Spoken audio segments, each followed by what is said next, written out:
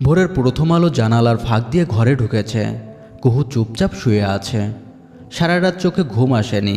যতবার চোখ বন্ধ করেছে ততবার ভেসে উঠেছে আরিয়ানের রাগে ভরা চোখ, তাচ্ছিল্যের হাসি। মনে মনে ভাবল, লোকটা এমন কেন? সবসময় মেয়েদের সাথে খারাপ ব্যবহার করে, রাগ দেখায়, ভেতরে নিশ্চয় অনেক কষ্ট জমে আছে। কিন্তু সেই কষ্ট কি আমাদের উপর ঝাড়তে হবে? আমার তো কোনো দোষ নেই। অন্যদিকে আরিয়ানও রাতটা জেগে কাটালো।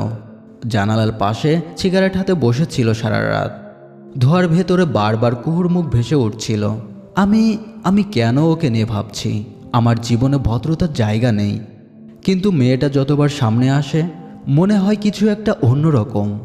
সকালে রান্নাঘরে কুহু আর সাথী হাসি ঠাট্টা করতে করতে রান্না করছে। তাদের খিলখিল হাসি বাড়ি ভরে তুলল। হঠাৎ আরিয়ান বিরক্তি মুখে চিৎকার করে উঠল, চুপ করবি তোরা? সকাল সকাল বাড়ি মাথায় করে তুলেছিস কেন? মানুষ কি শান্তিতে ঘুমাতে পারবে না? সাথী ভয়ে কেঁপে উঠে বলল, ভাইয়া, আমরা তো শুধু রান্না করছিলাম আর একটু কথা বলছিলাম। কুহু কোনো কথা বলল না, নিস্তব্ধ হয়ে দাঁড়িয়ে রইল। চোখে মুখে হালকা দুঃখর ছাপ ফুটে উঠল। আরিয়ানারও গর্জে উঠে বলল, তোরা যদি এরকম করতে থাকিস তাহলে এই বাড়িতে থাকা অসম্ভব হয়ে যাবে। তারপর ঝড়ের মতো বেরিয়ে গেল। কুহুর মনের ভিতর দীর্ঘ শ্বাস ফেলে বলল, লোকটা একটু ভদ্রভাবে কথা বলতে জানে না। নাস্তার পর আরিয়ান ব্যাগ নিয়ে বের হয়ে যাচ্ছিল। দরজার কাছে দাঁড়িয়ে কুহু আস্তে করে বলল, আপনার দিনটা ভালো কাটুক। এক মুহূর্তের জন্য আরিয়ান থেমে তাকালো।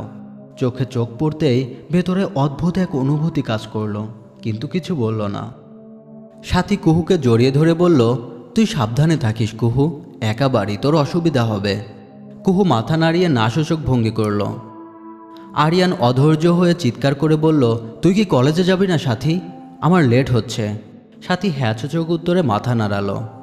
তারপর সাথী কুহুর দিকে তাকিয়ে বলল, সময় মতো খেয়ে নিবি, লজ্জা পাবি না।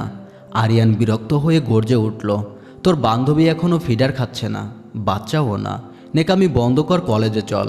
সাথী চুপ মেরে গেল। কুহুও মাথা নিচু করে দাঁড়িয়ে রইল।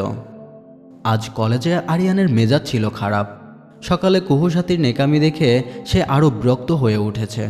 ক্লাসে এক সিনিয়র টিচার তাকে বলল, আরিয়ান, তুমি পড়াশোনায় মন দিচ্ছ না, এভাবে চললে পরীক্ষায় ফেল যাবে। ক্লাসে কয়েকজন হেসে ফেলল। লজ্জায় আরিয়ানের মাথা নিচু হয়ে গেল, কিন্তু ভেতরে আগুন জ্বলতে লাগলো। পরে বন্ধুরা মজা করে বলল, এই আরিয়ান, আজ তোর ক্লাসে কেচ হয়ে গেল। সাথে সাথে আরিয়ান গর্জে উঠল, চুপ কর, বেশি চালাকি দেখাস না। সবাই চুপ হয়ে গেল। আরিয়ান একা বসে সিগারেট ধরালো। মাথার ভেতরে তখন কুহুর চোখ ভাসছিল। কলেজ শেষে বাড়ি ফিরে আরিয়ান খুব ক্লান্ত হয়ে পড়ল। সাথী আর কুহু খাবার এগিয়ে দিল। প্রথমে নিতে চাইল না, কিন্তু কুহুর হাতে গ্লাস দেখে পানি নিতে মনে হলো এক অদ্ভুত শান্তি পাচ্ছে। তবুও মুখে কিছু বলল না। সন্ধ্যায় সাথী বলল, ভাইয়া, আজকে বাইরে একটু ঘুরে আসি না? আরিয়ান কড়া গলায় বলল, আমি কোথাও যাব না। সাথী একটু ভেবে ফয়জালকে ফোন দিল। ফয়জাল আসতে রাজি হলো। আজকে কষ্ট করে বুঝিয়ে অবশেষে আরিয়ানও বের হলো। চারজন শহরের পার্কে গেল। চারপাশে আলোর ঝলমল, শিশুরা খেলছে, কাপলরা বসে আছে। সাথী আর কুহু পাশাপাশি হাঁটছে। ফয়জাল তাদের সাথে হাসি আড্ডা করছে, কিন্তু আরিয়ান চুপচাপ হাঁটছে, চোখ বারবার কুহুর দিকে চলে যাচ্ছে। একসময় সাথী আর ফয়জাল আইসক্রিম কিনতে গেল। কুহু আর আরিয়ান একা হয়ে গেল। আরিয়ান সিগারেট ধরিয়ে গম্ভীর স্বরে বলল, তুই এত ভদ্রতা দেখাস কেন? ভাবছিস আমি বুঝি না? তোকে দেখলে মনে হয় তুই অনেক চালাক। কুহু শান্তভাবে বলল, আপনি যা ভাবছেন সেটা আপনার সমস্যা। আমি ভদ্রতা করি কারণ এটা আমার স্বভাব, কিন্তু আপনার ভুল ধারণা একদিন আপনাকেই কষ্ট দেবে। আরিয়ান বিরক্ত হয়ে ধোঁয়া ছাড়ল। তুই একদিন আমার হাতে ধরা খাবি। কুহু স্থির চোখে তাকিয়ে উত্তর দিল, হয়তো, কিন্তু সেদিন হয়তো আপনি আমাকে হারাবেন। চারপাশে কোলাহলের মাঝেও তখন একটা অদ্ভুত নীরবতা তৈরি হলো। বাড়ি ফিরে সাথী ক্লান্ত হয়ে ঘুমিয়ে গেল। ফয়জালও চলে গেছে। কুহু শুয়ে আছে, কিন্তু চোখে ঘুম নেই। সারাদিন প্রতিটা মুহূর্তে, বিশেষ করে পার্কের সেই কথাগুলো বারবার মনে পড়ছে।